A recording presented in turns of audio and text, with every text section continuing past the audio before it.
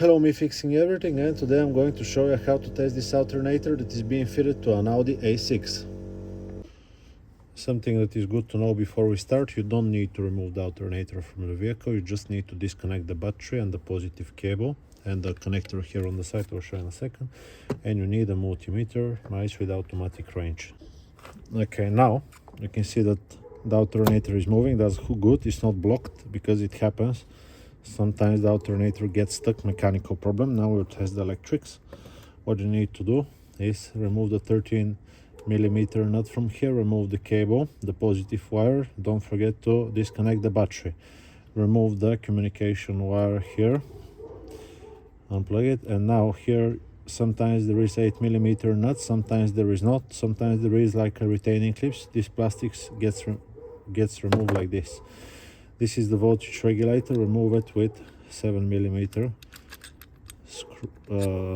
socket, yeah, like this. Here usually there is a cap, this one goes to the side. Now quickly we're gonna check the rotor.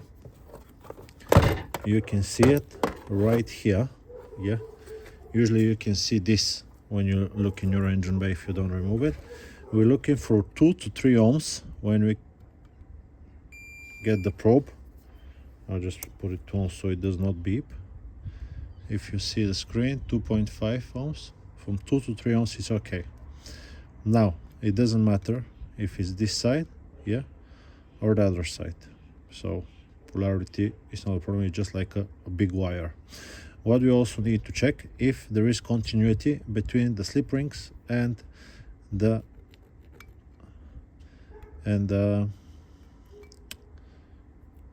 casing of the alternator. This is 16 mega ohms, so that's okay. And now we'll check the other side.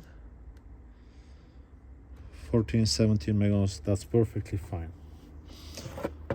Mega ohms is a very large number, so it's like nothing. Now next thing we're going to check is the rectifier bridge. What you want to do: take the negative probe, black one, put it onto here.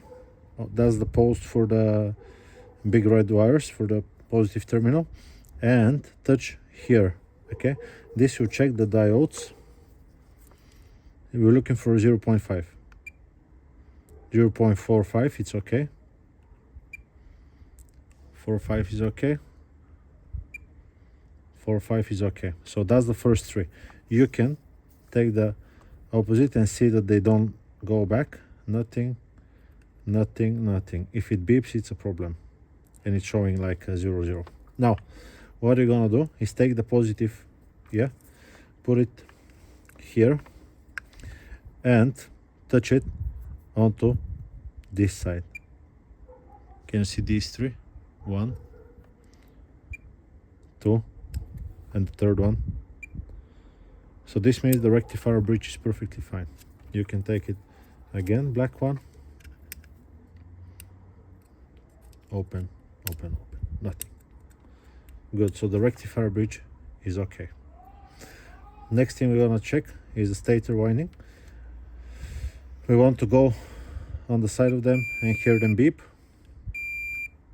But most importantly, we want to get on one of them, yeah, put the other one here and see nothing. If you hear beeping, it's going in the bin, yeah.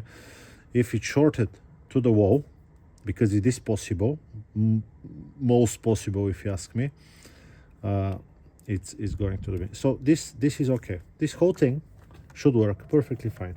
Now you still might not have voltage coming and not charging. The last culprit will be this one. What you can do, which is not testing the alternator, but you can check the voltage that comes to the cable when the ignition is on. If you have 8 volts, it's definitely the voltage regulator. Unfortunately, other than the brushes, you can see these brushes are brand new. Other than the brushes, you cannot check this voltage regulator with just a multimeter. You need a bench power supply, you need a special communicating device, because some of them are different protocols. Some will expect a signal from the computer, some of them will expect a voltage between 12 and 14 0.8 volts and whatnot, but there is a chip inside. Yeah, there is a chip with almost like 15 wires inside, so you cannot check the voltage regulator with a multimeter. If you know a way, tell me, I'll be very happy to see. But that's generally what you can check on your alternator. Stator is okay, it's not shorted. Rotor is okay, it's not shorted. Rectifier bridge is okay. Brushes, look how long they are, perfectly fine. Other thing, it's the signal to the voltage regulator. I hope this video, and it turns. This one is not the best. Yeah, you can hear the bearing, but it does work. So that's how you can test. Some of them are 100 amperes, this is 170, some of them are a little bit less, but they're exactly the same. Yeah, I hope this video is being helpful to you. I'll just put it back now, and I will see you on to the next one. I'll be happy if you leave me a comment, or even if it's negative, I might not reply, but I'll still read it. That's it. Bye bye.